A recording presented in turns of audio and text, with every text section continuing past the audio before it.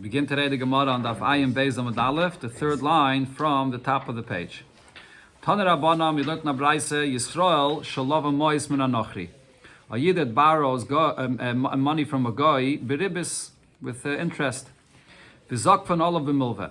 Then at a certain point, let's say he borrowed $100, and over time the interest is growing and growing, and then at a certain point the yid tells the guy, you know what, let's take the whole thing, let's sort of restructure the loan. I owe you now $150. That's what it is. And it sort of creates a new document with a new thing that I now owe you $150. Then this guy becomes a yid. He's a ger now. So now he's a yid. He's not allowed to really take any ribis from this yid. So now if they restructured the loan and made it into like this new loan that he now owes him $150, that was done before he became a ger. So then goyves a keren and goyves a ribis, he can collect it all, the principal and the ribis, because now it's like a new loan. It's not like he's charging him ribis. Now it's as if he paid him the original loan, and then he created sort of a new loan with the ribis part of the payment itself. It's one payment. But if he restructures and creates it into this new loan after he already became a ger, then goyves a keren and goyves a ribis. He could only collect the principal, but not the ribis, because after he was a ger, this loan had the ribis on it. So how could you collect the ribis? He's now a yid. Similar in the opposite case, where Nachri Shalava Mais Misrael, a guy borrowed money from a yid beribis with a charge of ribis, v'zakvan olav b'milveh, and then he went and took the whole entire thing and created sort of a new loan that it's all one thing that he owes him this money. Now when this guy is a ger now. So again, similar thing. If before he became a ger, they already established it into a new loan that he owes him all at once, together with the ribis, it's one thing. So then goyves a keren and goyves a ribis, the yid could collect now from this ger the whole thing with the ribis. But if after he became a ger, then he created this new milveh here now, then goyves a keren, ve'ene goyves a ribis. He could only collect the keren, but he cannot collect the ribis because he can't charge another yid. He's now a ger. You can't charge him ribis. Rabbi Yossi argues in this and he says, Nachri shalava mois mi Yisrael beribis, a guy that borrowed money from a yid with interest, and then he becomes a ger, benkach or benkach, whether they already was zaykib b'milveh, whether they restructured this loan and made it all as one charge, the ribis and the keren together, whether this was done before he became a ger or after he became a ger, doesn't make a difference. Goyves a keren v'goyves a ribis. The yid is allowed to collect from this guy, or now ger, he's allowed to collect from him the keren and the ribis. That's what Rabbi Yossi says. Now we have to understand what's the reason for what Rabbi Yossi is saying. I mean, if the loan was still with ribis after he became a ger, why could you collect from him the ribis? Okay, so let's see. Gemara is going to explain here. So Amar Rava, Amar Rav Chisda, Amar Rav Huna, halacha Rabbi Yossi. We paskin like Rabbi Yossi that either way you can collect from this yid. Now this guy, he's now a ger. You can collect from him the ribis. So Amar Rava explains, my time with Rabbi Yossi. What's the reason for what Rabbi Yossi is saying? Kedei shelo yoimru b'shvil moisav nisgarza. You shouldn't say that this person became a ger only to save himself money. What's if he had a massive loan and he had a massive payment of interest? So he becomes a ger and now he doesn't have to pay the interest anymore. So in order for people not to say that he became a ger just for the money, so we allow this yid to charge this interest. So there's a big discussion in Rishonim about this, because if this ribis we're talking about over here would be a ribis minatayre, then it's a very big chiddush to say that Chachamim allow you to charge another yid a ribis minatayre just for this reason, so that people shouldn't say it's a issa of ribis minatayre. So most Rishonim say that the ribis over here is just a ribis midrabanan, because at the beginning of the loan he was a guy. So you follow the status the way it was at the beginning of the loan, which then he was a guy, you were allowed to charge him ribis. The fact that later on he becomes a yid and then you shouldn't collect the ribis from him, that's just the issa midrabanan. So the Rabbanan did not apply their issa in this case in order for people not to say this. That's what most Rishonim say. Other Rishonim say this is a different shot. And there is some Rishonim that actually do say that Chachamim have a koyach to uproot the Isser of Ribis Menatayra for this reason. They allow you to charge him Ribis for this reason. But most Rishonim say that it's only Ribis Midrabana that you're allowed to charge him. And there's different ways how to explain that, but that's the way most Rishonim explain this. Taner Rabbanon, we learned in the Braise, star shekasav by ribis. If you have a star, you lend someone money, and it says in it, I lent him $100, and then I'm charging him interest $20. It's written, the details all in the star. Kainsin oisai, so the person that lent this money with ribis, so there's a knas, a penalty, ve'ene goyve, now he can't use the star to collect with it, loyes akerem, ve'loyes ribis. Can't collect with it, not even the principal of the loan, and not the ribis either. Divrei Rab Meir, this is Rab Meir's opinion. Here also there's a machlekes Yishanim about this from Rashi. It's mashma when it says here that you can't collect the keren, what it means is what's the power of a star? There's a difference, as we'll see in the continuation of the Gemara here, when you lend money without a document, which is what's called a milva balpeh alpeh, or when you lend money with a star. The difference is when you lend money without a star, you can't collect from the chosim mishubadim. There's no lien on the properties that if they're sold off, you can collect from it. But if it's a milva b'shtar, you can collect from the chosim mishubadim, from the properties of the loive. So when it says there, any goive, even the keren, according to Rashi, what this means is, of course you can use the star to prove the loan, that there was a loan there. But then to use the star for what a star is usually used, to then be able to collect from the properties, with the lien on the properties, that not. That's what it means. But according to Tosfos and one pshat, when it says there, it means you can't use the star for anything. Not only not to collect from the chosim mishubadim, you can't collect with the star, can't prove, you can't use it for the loan at all. That's how far the knas goes. The Chachamim argue and say, goyves akeren, you can still use the star to collect the principal of the loan. Ve'ene goyves ribis, you only can't collect the ribis, which is the issa that the person did here. What's the basis of their argument? Rab Meir says that when the knas here is not only on the issa that was done, but because of the issa that was done, we apply the knas also to the heter, even to the principle of the loan as well. But Rabbanan's opinion is not like kansina natera mishum misura. We don't apply the knas for the part of the loan which is allowed because of the issa of the ribis that's in it. So Gemara asks on this from a Mishnah, Tnan, Hossam. We learned in a Mishnah, this is brought before also here in the Masechta, Shtari Chayv Mukdamin. If you have a star chayv, star of a loan that has a date on it earlier when the money was actually borrowed. Psulin, such a star is puzzle. Why is the star puzzle? Because as I mentioned, what's a star chayv used for? That if you want to collect now the money from the loive, you could now go and collect from his properties, and that includes even the properties that he sold. But only those properties that he sold after the loan. The properties that were sold before the loan, the lender doesn't have a right to go and collect from them because someone else bought it already before your loan. So if you make an earlier date on your loan, you're going to go and collect from properties from someone that bought it really before your loan, but then you're showing him a date that's earlier than the actual loan, and you're going to collect from properties that are not yours. So therefore, it's possible. But if you put a later date than the actual loan on the star, then it's kosher. I mean, the malve, the lender, is just losing out. He's giving himself less of an option to collect from those properties. So now the Gemara asks on this, Mukdamin amai psulin. Why are we saying that the star that has an earlier date is going to be totally puzzle? You can't use it at all to collect with it, or you can't use it to collect from the karkois, from the properties that were sold off. Why is it totally possible? Even if you can't use it to collect from the earlier date that's written in this star, which is earlier than when you actually lent the money.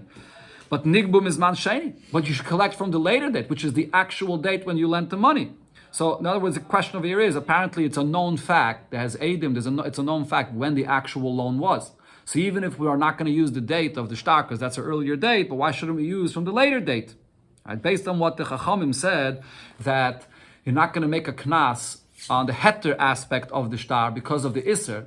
We divide the ribis you can't collect, but the principal you could collect. Similar over here, you should say you can't use it from the earlier date, which is incorrect, but the actual right date, from that you should be able to use the star for, like the Chacham's opinion. Rab Shimon ben Lakish answers that you're right, just like before the machlokes regarding a star with ribis. Here regarding the shtarim mukdamin, it's also the same machlokes will apply over here. But Rab Meir, this Mishnah is following Rab Meir's opinion that once you don't collect the ribis, you can't collect the keren either. Here as well, you can't use the star at all.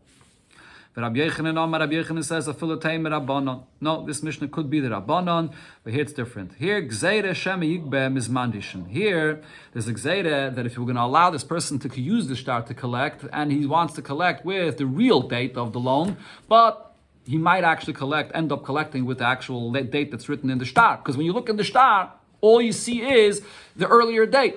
When it comes to the shtar of ribbis, in the shtar it's spelled out very clearly. This is the principle, this is the ribbis. So we know the principle you can collect, the ribbis you can't. But as far as the date is concerned, the shtar is one date, so you might end up using it for the earlier date that's in the shtar. So the Gemara, Hu Gavre, there was an individual, the Moshkenle Pardeise Lechavre, that he borrowed money and he gave to the lender a orchard or a vineyard, actually Rashi says, that he had to the lender as a mashkin. His friend now ate from this pardes for 3 years. So, and we learned already before in the Gemara that there are different ifanim, different ways how the lender is allowed to eat from the fruits of this orchard, even if he's getting paid back later in full, but he's allowed to eat from it. So he was there in the orchard and he used it already for 3 years. Now, after 3 years, this lender's appetite got, he thinks to himself, oh, it's a good vineyard, it's good fruits, good grapes, that is, good wine. So Amalei, he tells the borrower, listen, if you'll sell me this vineyard, mutiv, then you're in good shape. I'll pay you, and it'll be good.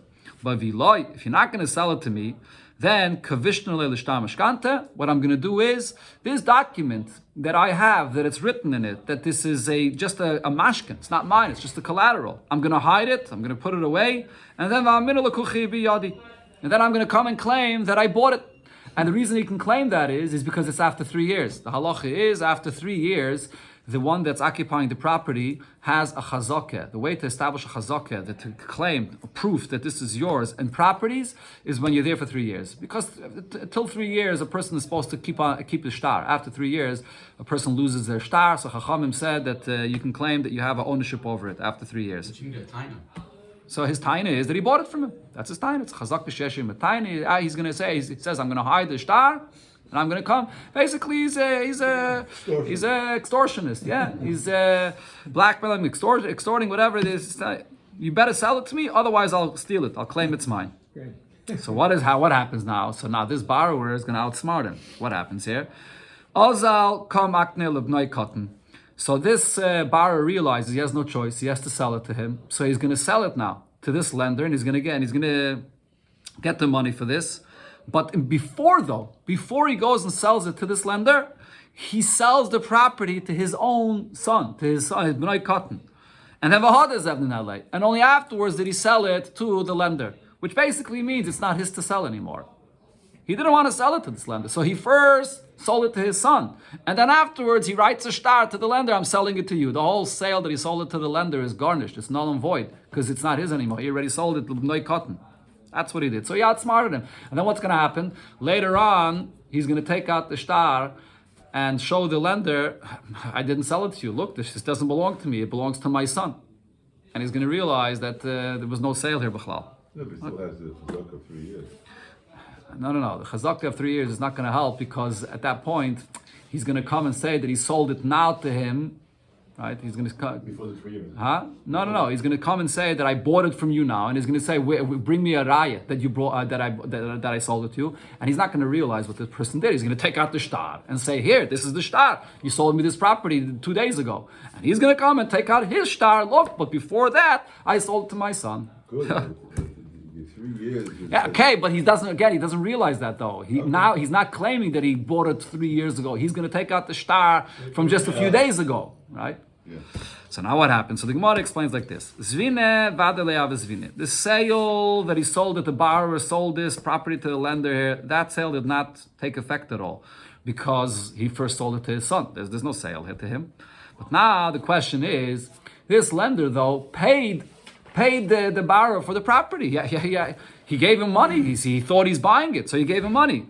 And now you buy a property, b'derech klal, a property that's sold, you sell it with achrayus, meaning that if it turns out that this property is not mine, so then I take responsibility and I have to reimburse you for the money. So now the borrower now has to reimburse him for the money. He shows him, I never sold it to you, I sold it to my son first, but he has to reimburse him for this money. So now the question is over here regarding this reimbursement. Zuzi, now this money that the borrower / seller has to reimburse the lender / buyer. So Kimilve B'shtar Domu is this money that he owes him. It's like a loan that's written in a document, and therefore v'goyve menochasim mishubadim, and therefore this lender / buyer can come and collect back his money even from the chasim mishubadim, even from properties that were already sold off. Oy dilme, or no, kimilval pedomu, it's like a loan which is not written in a document, ve'ena goyve min chasim mishubadim, and therefore you can't collect from the chasim mishubadim. The basis of the Gemara's question over here is like this. On one hand, this was a sale that he made with the shtar. So therefore, just like every sale in a shtar, if it turns out that there's a problem with this property, the buyer comes back to the seller and says, reimburse me. And he has the right to come and collect from the seller's properties, whatever it is. There's a lien that he's able to collect. So over here, it should be no different. L'chayre. He sold him a property with a shtar, and now it turns out that he sold it to someone else first, so he should be able to collect from him. But on the other hand, over here in this case, the whole shtar that you have in your hands to come and try to collect your money, the shtar is really nothing. Because in the first place, he only wrote this shtar in order to fool him. The whole shtar is garnished. There was no sale here in the first place. So therefore, it's basically like this borrower that was selling just took money from him. He took money from him as a milval peh. The shtar itself is absolutely nothing. So therefore, he has to reimburse him the money, but he can't come and collect from mushubadim. He can't come collect from properties, maybe. That's the shayla of the Gemara. So the Gemara says, Abaye, so Abaye says about this, Valav, Haina de Rabasi, isn't this similar to what Rabasi said regarding a shtar choif? Rabasi says, Maide b'shtar shekosvai. When the borrower admits that, yeah, this shtar, I wrote it. It doesn't need any additional verification. What's the halacha usually regarding a shtar? Chachamim instituted regarding every shtar that you must verify the authenticity of the shtar. We had this before here in the Masechta as well. If you don't verify the shtar, if you're not mekayim a shtar, you can't collect with a shtar. So over here, you have the loiva himself that was mekayim the shtar. Why? Because the loiva himself says, yeah, I borrowed the money. It's true. What's written in the shtar is true. But then the loiva himself comes and claims, yeah, I borrowed the money, but I paid it back.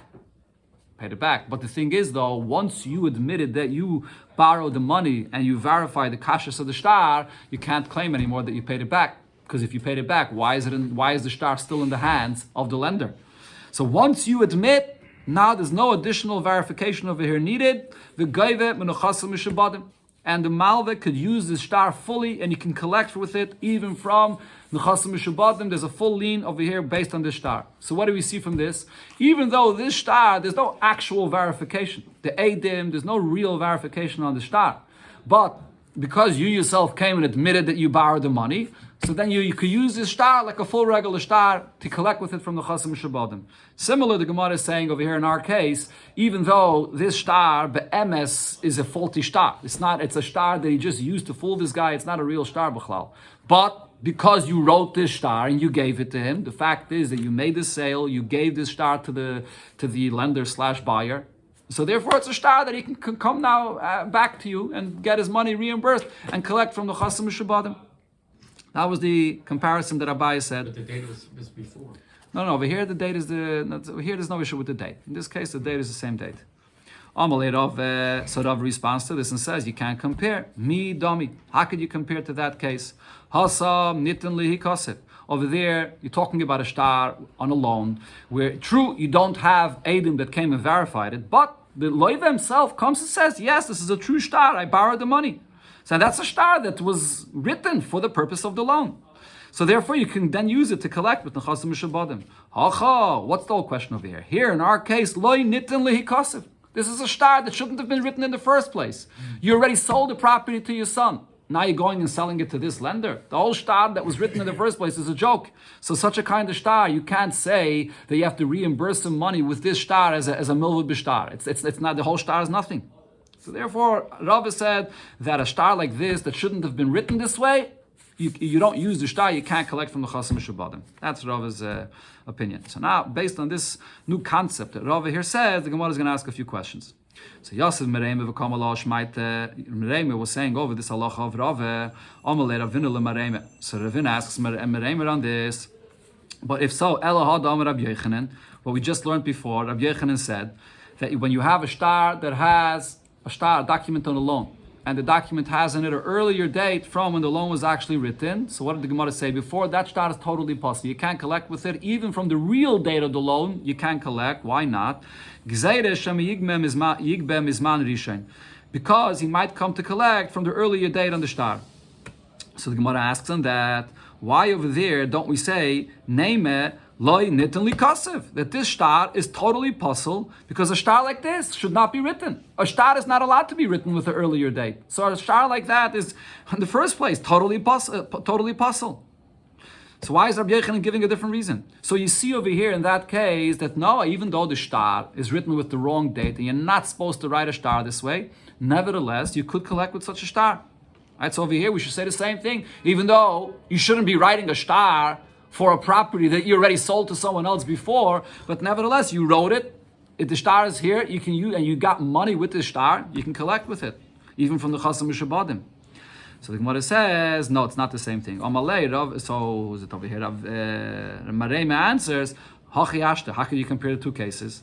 When it comes to a shtar that has the wrong date on it, true, you shouldn't have written the earlier date before the date of the actual loan. There's an actual loan here, you could write it with the right date. So the shtar in general is a good shtar. There's one detail in it that's off.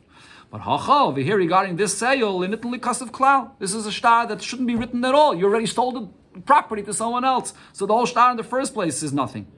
So this kind of shtar is what Rava said. You can't use this shtar to collect, get reimbursed your money from the chasam shabadim. Another question, but this halacha that we learned in the Braisa, it's also something we had earlier in the Masechta. L'shvach karkois keitzad. When a person wants to be reimbursed for what he invested and he improved the property. So there, in the beginning of that Braisa or Mishnah, it says that when a person is being reimbursed for what he improved the property, so he can't be reimbursed with that from the chasam mishabadim, only from the chasam b'nei chayre. So let's see, the Braisa itself spells out what the case here is. Keitzad, what's this halacha? Harei shegozel sadem mechaveirei, a person stole a property, umachra lacha, and the gazlan goes and sells it to someone else. And now this buyer, the buyer invested in the property, improved the property. And now the property is being confiscated from him. The original owner comes and takes it back. So now the gazlan, the one that sold it to him, has to reimburse him. Now he's going to have to reimburse him for the money that he paid for this property, but he also has to reimburse him for all the money that he invested in the property that's now being taken away from him. So now there's a difference. When he comes to collect from the seller, the gazlan, the money, the principal, the money that he paid for the property, that he can collect from the gazlan, the seller, even from his nechasim mishabadim, even from his properties that he sold off. But v'shvach, all the money that he invested in the property, that he could only collect from the chasim menei. And there's a reason for this difference. The Gemara before in Daf Yudalet explained the difference, but that's not so relevant here for our sugya. But here the Gemara is going to focus on what it says here, that you can go and collect from the seller, the gazlan, the principal, the money that you paid, you can go and collect from the chasim mishubadim. Why? Because there was a sale here with a shtar. So the Gemara asks on this, why? Why shouldn't we say this svara that Rava said? This guy is a gazlan. He sold you a property that's not his. He gives you a shtar, but the whole shtar is nothing because it's not even his at all. So if this is if leinitnli kasev, so then you shouldn't be allowed to collect. You can get your money reimbursed, but you can't consider it to be a proper shtar that you can use it to collect from the chasam mishubadim. So the Gemara answers, no, this case as well is different than the story that we had.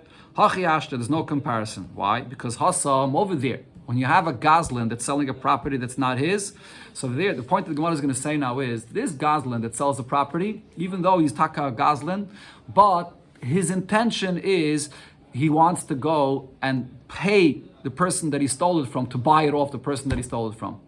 That's what his intention is. And the Gemara explains. There's two different reasons for this. Hassam over there, and the Gemara before brought this in the beginning of the Masechta, according to one opinion, this seller, which is a gazlan, he's interested that the buyer should not come back to him and say, hey, you're a gazlan. So therefore his intention is that he's going to pay off the person he stole it from, that is, that he should be able to sell it, that it should be a proper sale. That's what he's interested in doing. Or ilamandam, according to another opinion, He has another motivation for this. He wants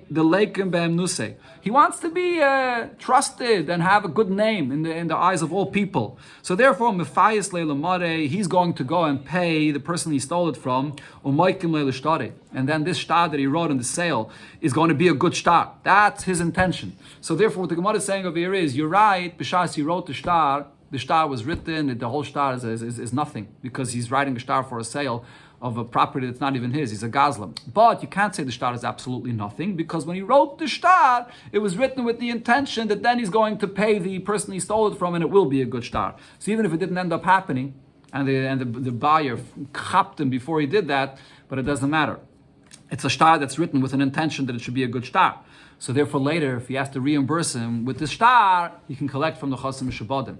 But over here, lavruche minei kamachavin. Over here, the whole point of this borrower was to take it away, that the sale should be null and void. So over here, you're going to say that this shtar, that he has any intention to make sure that the shtar should be good. He doesn't want the shtar to be good. Adarabah, his whole point is, this guy is an extortionist. He's forcing him to sell him this property. So what does he do? He goes and sells it to someone else first. His whole point is that it should not be a good sale. So the whole shtar is nothing. So therefore, the Rav's svara remains that such a shtar you can't use to collect from the chosim mishabadim.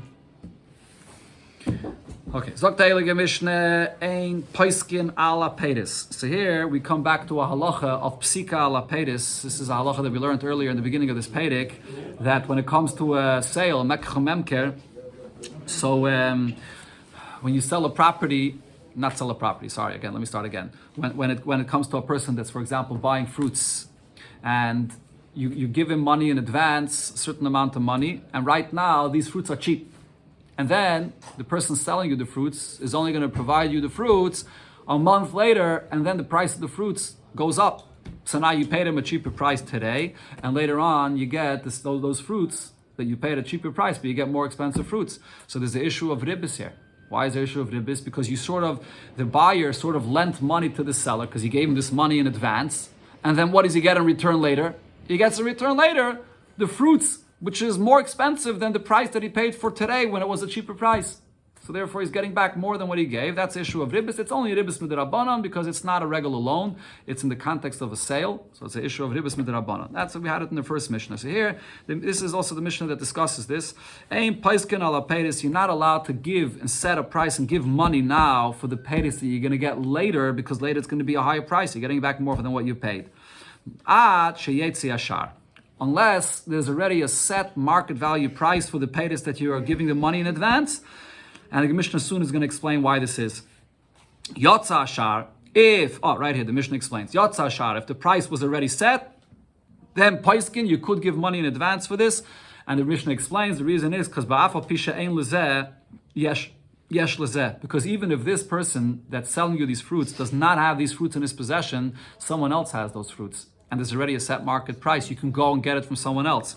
Really what the Mishnah here says is based on a previous point, which the Mishnah is actually going to say afterwards, that if you set a price for the fruits today, and you're not giving him the fruits until later, and then he's getting the fruits that are more expensive later, but if you have those fruits already in your possession, which is what's called yeshla, you have them already in your possession. So then, because he's paying you now, there's no issue of ribbis. Because he paid you for it now, and you have those fruits, it's as if he already acquired those fruits. It's as if he already got it. So when the price of it goes up, there's no ribbis. The price of the buyer's fruits went up. Now, even though the chiddush over here is, even though when it comes to metaltalin, just with a payment of money, there's no actual kinyan. The kinyan is only with Mashiach. But as we learned in the previous Pedic, that when you give money for metaltalin, there's a mishapara. For someone that backs out, there's a mishapara that he deserves a punishment for this. So therefore, there's some kind of level of a kinyan that's already in effect, and therefore there's no issue of ribbis if the price goes up later. That's if he has the fruits already in his possession.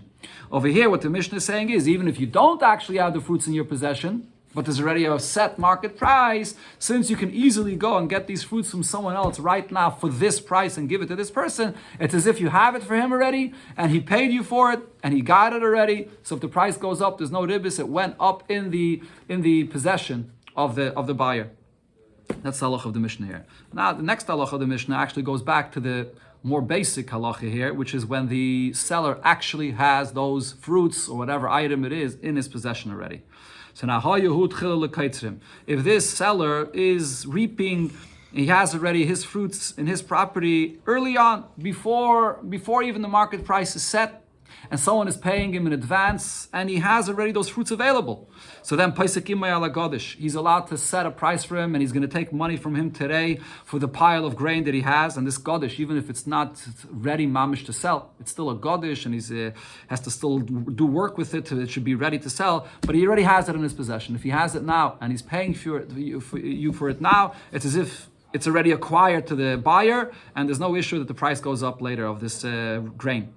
Or another example, the same as Vala Ovid Shalanovim, if you have a vat of grapes that are sitting there and they're not yet, he's paying you for wine, but it's not yet wine, it's still grapes in the vat. Or Vala Matan Shal Zaysim, or a vat of olives, which he's paying you for the olive oil, and the price later is going to go up, and he already has the olives now. Or Vala Beitzim Shal Yetzer, or a potter that uses the whatever material, the earth and whatever it is, to create the pottery, and he already has beitzim, he has these balls that he's going to make the pottery out of it. Or valasid mishashoke bekivshon, or the lime that he uses, that he makes out of it, material that's already been put into the limestone that's already been put into the kiln, that's a kivshon. So he already has it. So in such a case, there's no issue of ribbis if the price goes up. Okay, so till here the Mishnah is discussing when the person is paying in advance, and he's going to get the fruits later, and the price of the fruits are going to go up, and there's no issue of ribbis. Now the Mishnah discusses the reverse. What's if the price of the fruits goes down? Before we get to the price going down, there's one more case in between. Okay. Now, you're allowed to pay in advance if you're buying from someone fertilizer, which is from the dung of the animals. Call your Maisashana any time of the year. You don't have to go and look and see, does he have it already in his possession or not? Is there already a set market value for it or not? Because this is something which is always available. You have animals in your possession. They produce this zevel all the time.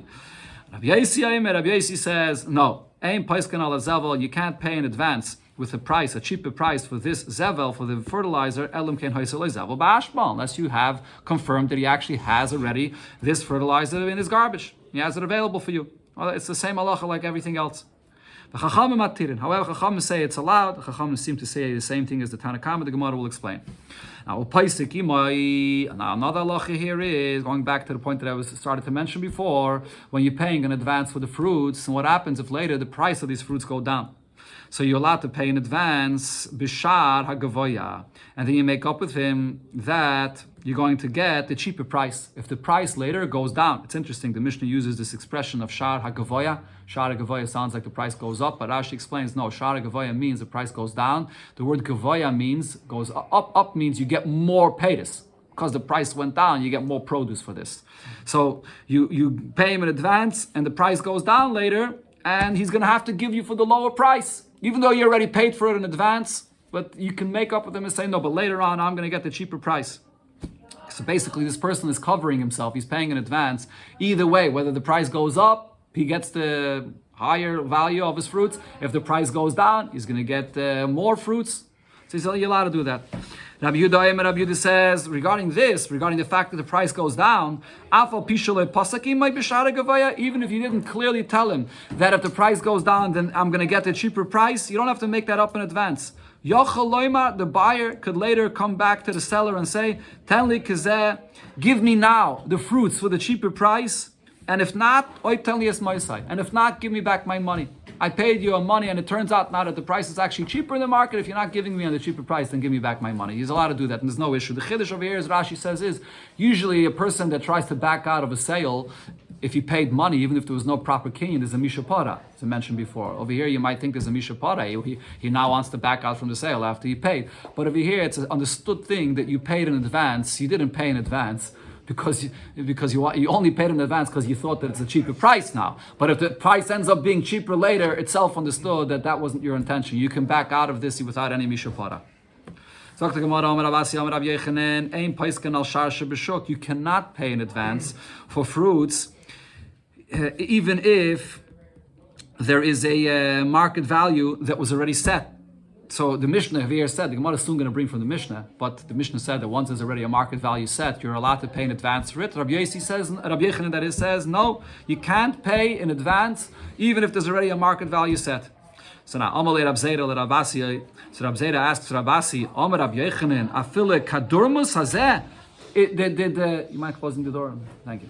Did Rabbi Yochanan say, even if you have kadormus was this big place in the marketplace where everything is being sold, and over there's already a market value, the price that's set, even if the price was set in that place, which means you can rely on this market price that was set there. It's probably a market price that's going to last. Even if it was already set in such a place, nevertheless, you can't pay in advance for these paydays that you're going to buy. Can't we rely on that price is going to remain? Amalei loy. So he said, no. Now over there, if it's already in such a big place in the market, the price was set already, there Rabbi Yochanan did not say. So in other words, what you see over here is, what's lo yamar Rabbi Yochanan. Rabbi Yochanan did not say, ela b'shuk shalayodais. What Rabbi Yochanan was saying was, if there's certain places in the city or smaller cities where there's a certain price that was already set, you can't rely on that. Why? The loy kvi tarayu. Because that price that was set in the cities is not something which is actually set. It's going to be set, but in a few days it could change. That's what Rabbi Yochanan was saying, that you can't rely on that. Okay, but now the Gemara comes back to our Mishnah, and the Gemara asks like this: According to the question, Rabbi Zera, he asked the question, and he thought that it could be that Rabbi Yochanan meant that even if there's a big place in the market where the price was already set, still you can't rely on that. Even when there's such a big place in the market that it was set, you still can't rely on that. So Ella masnisen. So let's go back now to our Mishnah. The Mishnah says, that you can't set and pay in advance for fruits until the market price is set. But Yotzar Shar, if the market price was set, Paiskin, you could pay in advance. So what is our Mishnah talking about? Rabbi Zera thought to say that according to Rabbi Yochanan, even if in a big place in the market, the price was set already, you still can't pay in advance for it. But our Mishnah is saying that once the market price is set, you could pay in advance. What market price was our Mishnah talking about that you could pay in advance? And says the Gemara, B'chiti da kalvi va'arvi.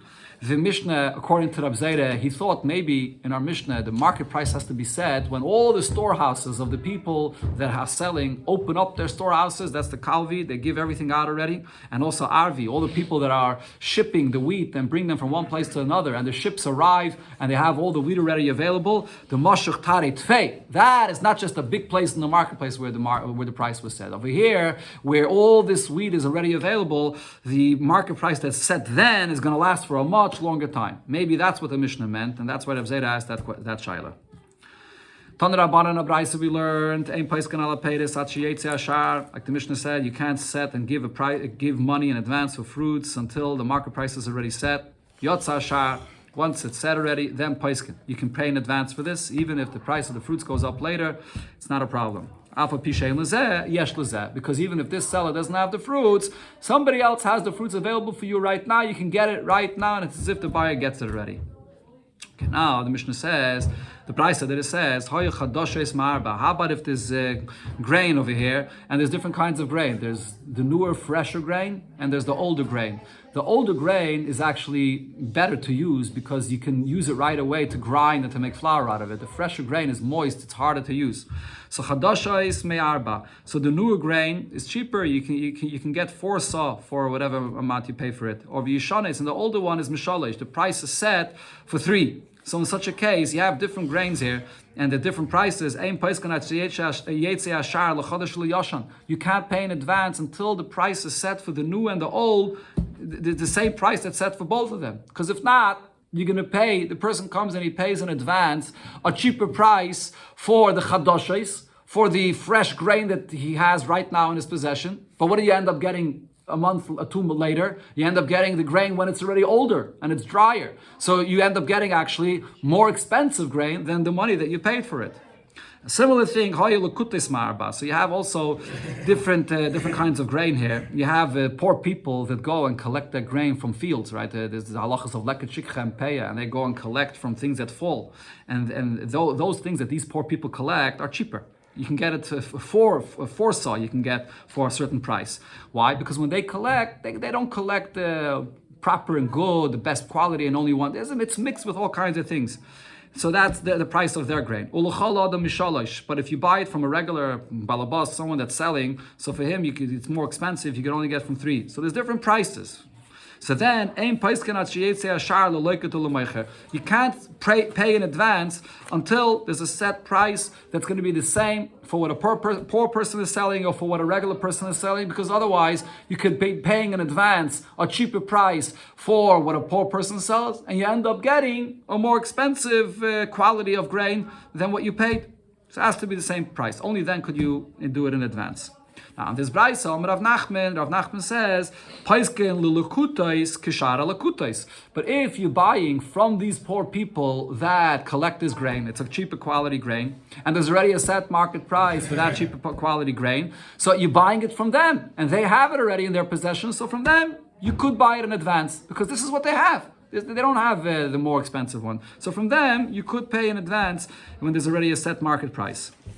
So the Rav asks Rav Nachman, if that's the case, so what's the difference? You're buying it from this poor person that has this grain that he goes and gathers. So from him, you could buy this cheaper quality of grain. When the price is set, you pay him now in advance. So this loiket you're allowed. Why? Because you say like this, the less lay, even if he does not right now have that cheaper quality of grain in his possession, Yazif Miloket Chavre. So then he'll borrow from his friend, from another poor person that's also collecting grain. He'll borrow from him in order to be able to give it to this buyer. So again, this is considered to be yeshloi, or like yeshloi. Once there's a market price that's set already now, so this poor person, even if he doesn't have it in his possession, he can get it from someone else. If so, balabayis nami Yosef Malakut. When you're paying a balabas, a regular person that sells grain, and you're paying him a cheaper price for this type of grain, for this cheaper quality grain that you collect. So even if this balabas, he doesn't have this type of cheap grain, but he could still borrow it from a poor person, and therefore he has it available for you now. So why can't you set in advance and give him a payment for this now? So this Gemara says 2 answers. Amalei, so he answered and said, either balabai zilabe milsa lemezav milakoit. For a regular homeowner, for a regular balabas, it's embarrassing for him to have to go and borrow from a poor person that's collecting grain. So you can't say that you can set the price in advance for this cheaper grain because you can go and borrow it from someone else. No, you can't. He's embarrassed to do that. Or a person that's paying a balabas, what does he expect? He's paying to get proper quality of grain that you get from a balabas. He's not paying for the cheaper quality. So if he's paying him now a price for the cheaper quality, he's expecting later to get from the balabas a better quality. That's going to be a issue of ribis. You're paying him in advance a cheaper price, and you're getting later a better quality of fruit. So therefore, it's not allowed. Rav Sheisha said in the name of Rav Huna, Ein loivin al shar shebishok. You can't lend money and you make up now with the borrower that he has to pay you back. But what if he can't pay you back money, so he'll pay you back paytis? And you tell him, look, you can pay me back paytis with the market price that's already set today. Later on when you're going to actually pay me the paytis, the price is going to go up. And therefore those paytis are actually worth more than the value of the loan.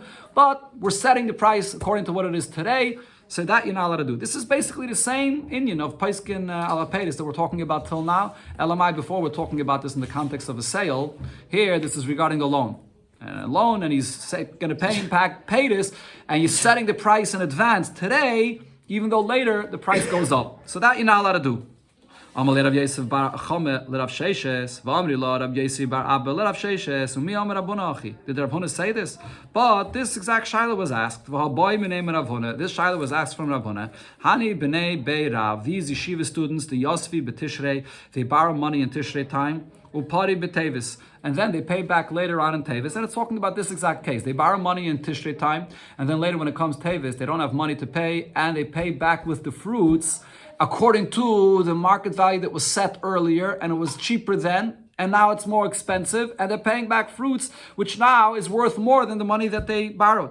So this question was asked to Rav Huna, Shari or Yasa, is this allowed or not?